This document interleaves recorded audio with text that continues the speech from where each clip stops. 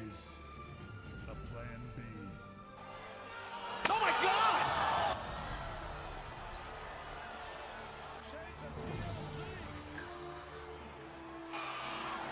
Shadow City! Oh my God!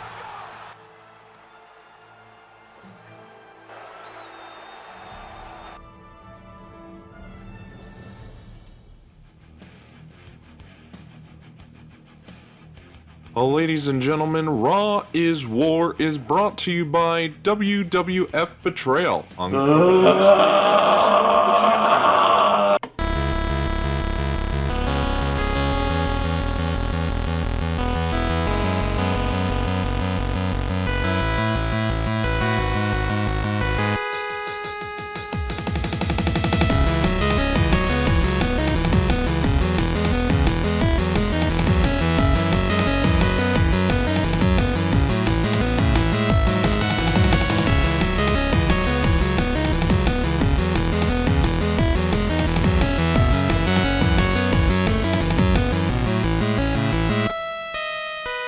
WWF Betrayal for the Game Boy Color.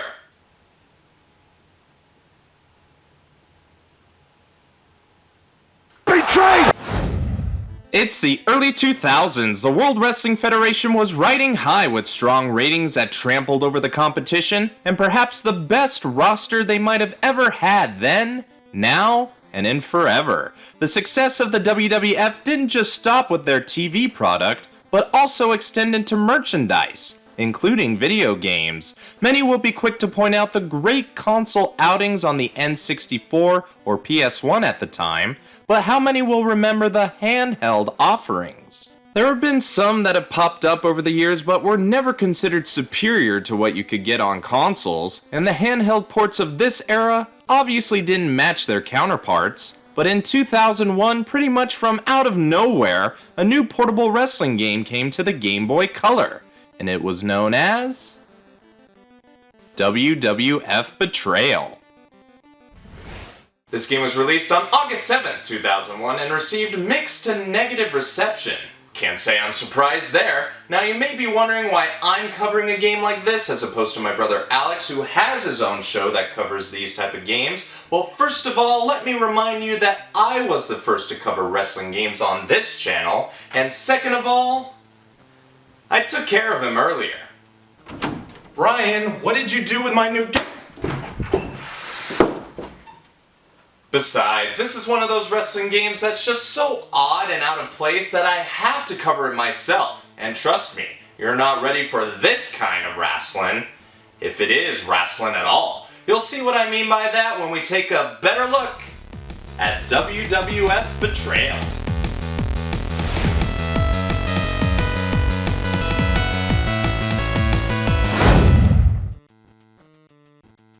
Been a bit since we played some Game Boy, like 16 episodes since the Wario Land series on the Game Boy line, so I'm glad to get the GameCube Game Boy player to play this Game Boy Color game.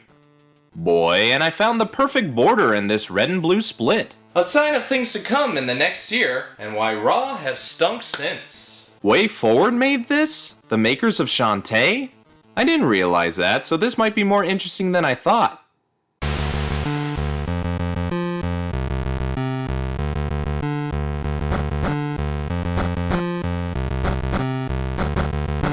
You might be able to guess my opinion of another section of this video, but we'll hurry and start a new game and save the music for later. You begin in a character select screen where you can pick 4 of the top stars of the day, now well-renowned legends in Stone Cold, Dwayne Johnson, Undertaker, and Hunter Hearst Helmsley. Weird there isn't a match selection, but I can understand the small roster available, but I do know what goes on, and I'm picking Triple H for reasons that'll become clear as we go along. So you begin at what seems like the end of a title match where Stone Cold's on the ropes, and then, wham! Steve Austin is saved by The Rock of all people, and they both just run out of the Performance Center, leaving HHH in the ring. Then you quickly find out this isn't a wrestling game at all.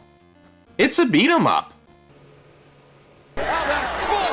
This may sound like an odd switch in genres, but I'm not going to completely shut it down yet, as it has potential.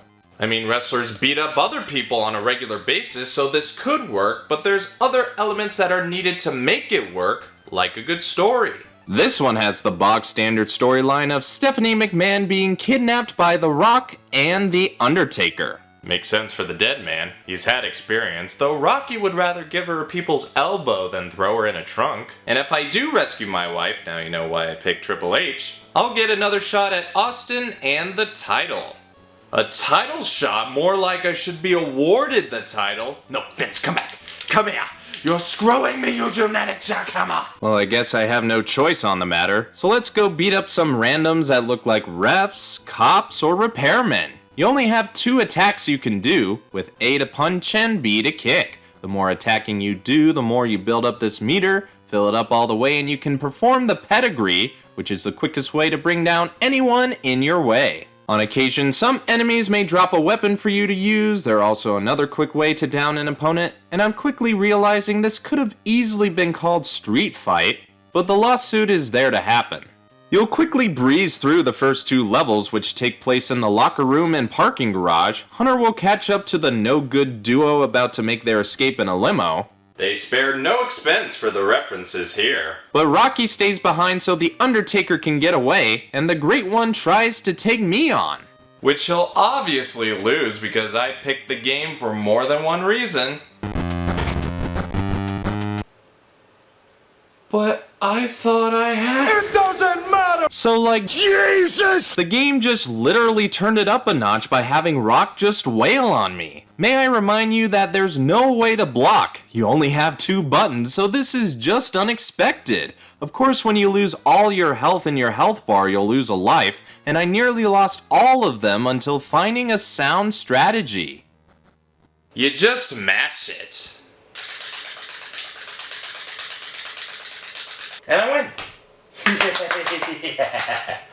I'm starting to act like I would when I watch sports entertainment. I honestly don't feel like I gained much from this victory. More like I've went through a generic and unbalanced boss. But I'm not sure what I was expecting. Maybe if Rocky turned into a Brahma Bull and Austin got on a jet and used a stun gun, then it could be redeemable. WWE Creative, I'm open for ideas. Now to level 3 where, hey, there! The name and lawsuit is there! The presentation is decent, definitely WayForward looking. Hell, I thought I was getting Technos River City Ransom vibes with how the characters look. And we got some new enemies here, but I could care less as the action hasn't got me interested at all. The combat is bland and the enemies are very one note. Like I wish I could avoid them if I could, but I'm forced to stiff them over and over again. They appear slowly and sometimes you might have issues connecting a punch or kick because they're just a little off center, so you have to juggle moving around and leave yourself open to getting hit. It's really boring to tell you the truth, but the guy on the TV seems to be having a ball. Who's that supposed to be? Michael Cole calling commentary? Well, thank God he isn't in my presence or else I'd break his ass in half. You little shithead. Level 4 just made things a whole lot worse. You had the same new jobbers greet you in the subway, but then you get on a train and assume it'd be better. Cause every good game might have a train in them, like Time Crisis 2. Or Time Crisis 3. Or Wally Bear and the No Gang. But then you come across a new enemy type in this big brute of a gangster with a goddamn shotgun. What in the absolute fuck? How am I supposed to defend myself from that?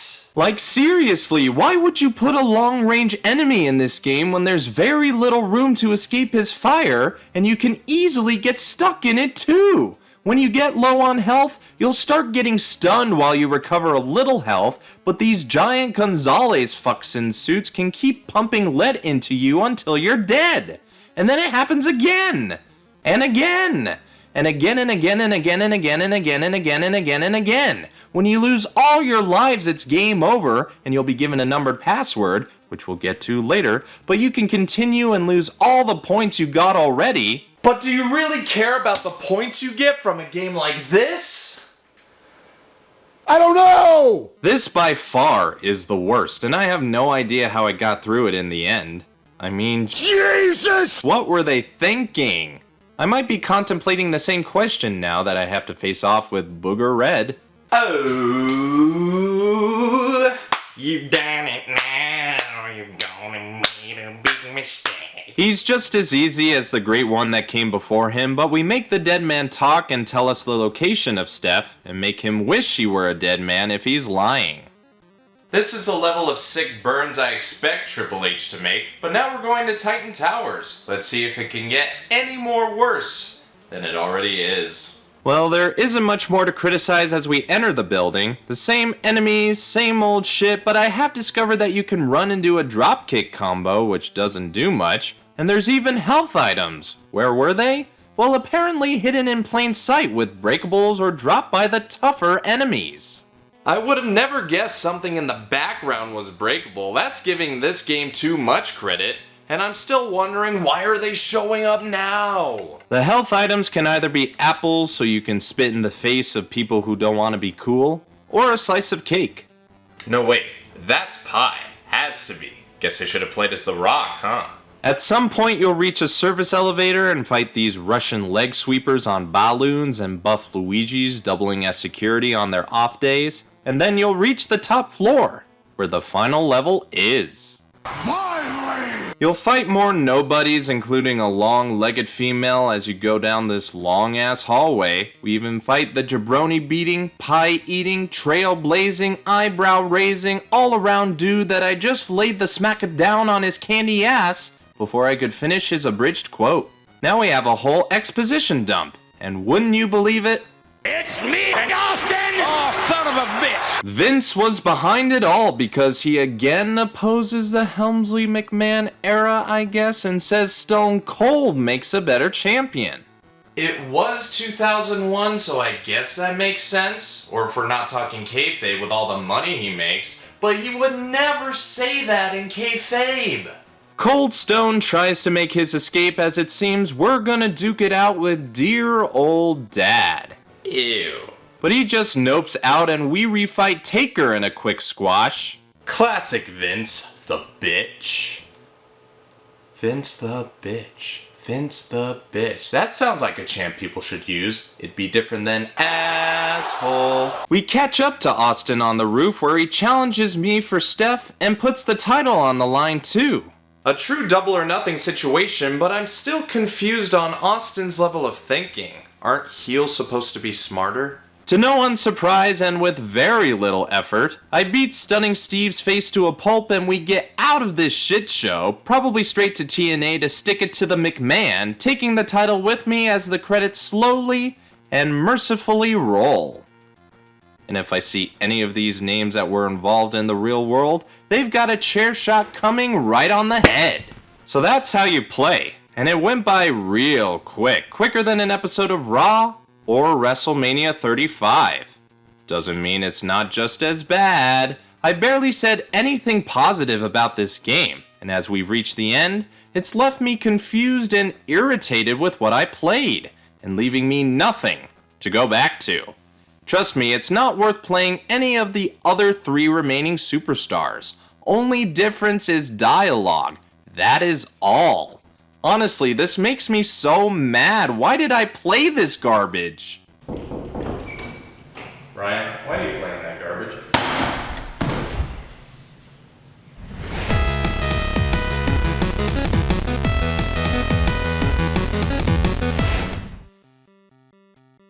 The music was composed by John Weisel, whoever the fuck. And much like the rest of this game, it's no good. It tries to sound gritty, but the Game Boy Color isn't meant for this low-tone crap they came up with in the sound booth. I get they needed to go for something different with a game like this, but they should have taken longer to make something better and memorable. There isn't any track you'd want to go back and listen to, not even the chiptune themes of the 4 selectable characters, as they sound like the worst versions of them and barely recognizable. If you want something better to listen to, then I would suggest listening to the themes of The Spirit Squad, American Males, Brie Bella, and The Right to Censor all at the same time. Well, thank God we're getting spared of that ear rape.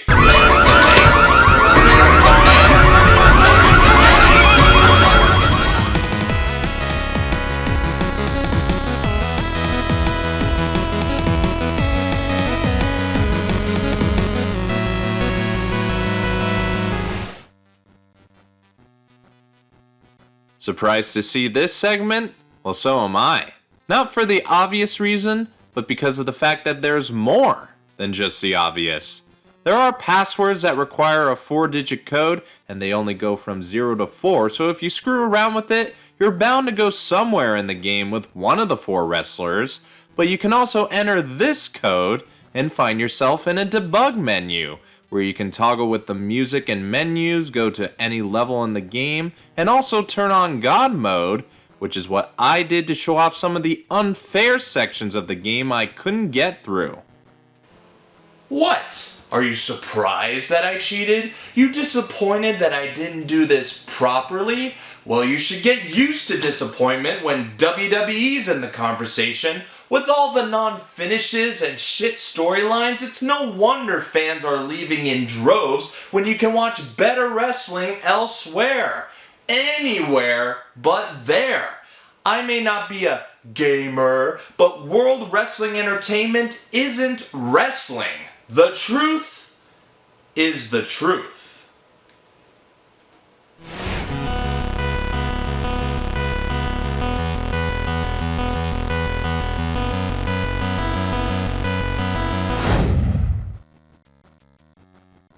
WWF Betrayal, as I said earlier, wasn't received positively, if at all. I didn't find any sales figures for this game, but I imagine it didn't sell well, seeing as it goes for an average of $20 today online.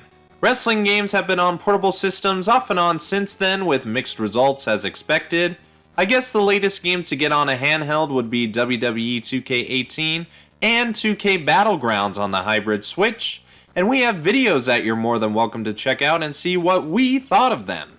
This has been the only wrestling or WWF/E game WayForward has ever done or been involved in. They're still around, primarily doing the odd game or focusing on the Shantae series. The same can't be said about THQ, who went bankrupt in 2012, but the name is still with us in a way, with Nordic Games acquiring the trademark to become THQ Nordic.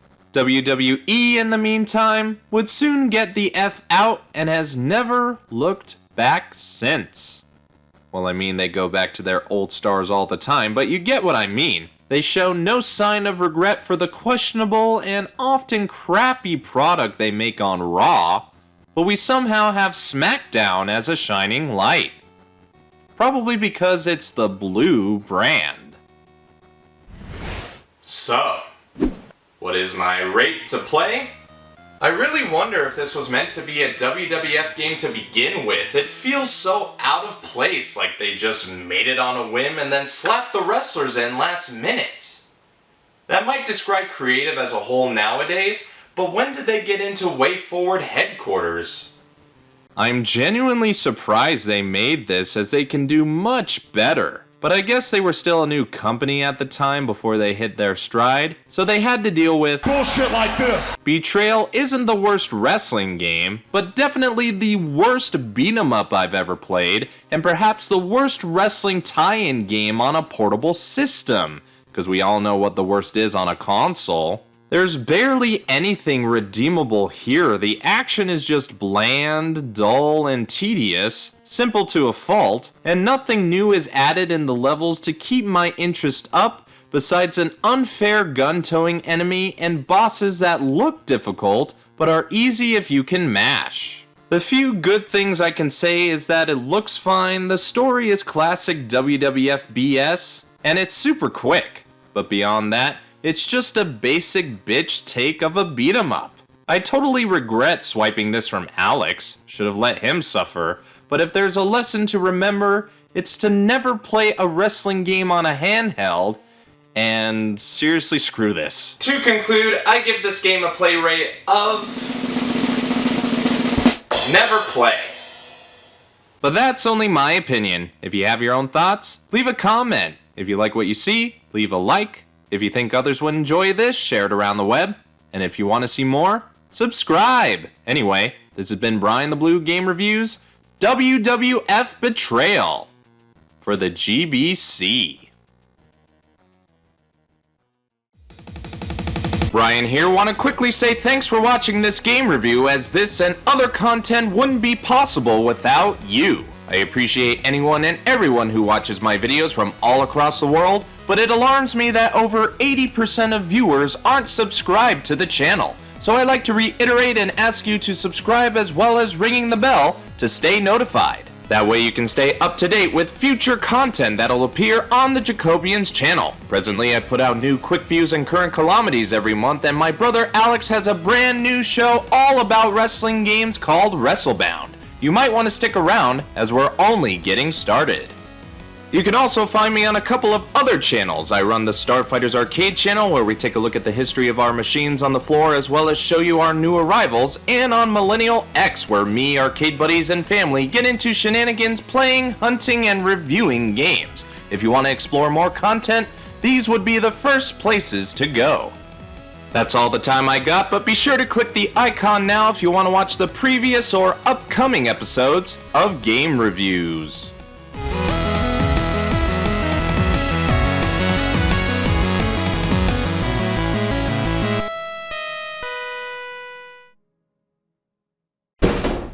Brian, give me back my game or I'm breaking down this door! Alex, don't you dare come in here! Don't come in here! I warned ya!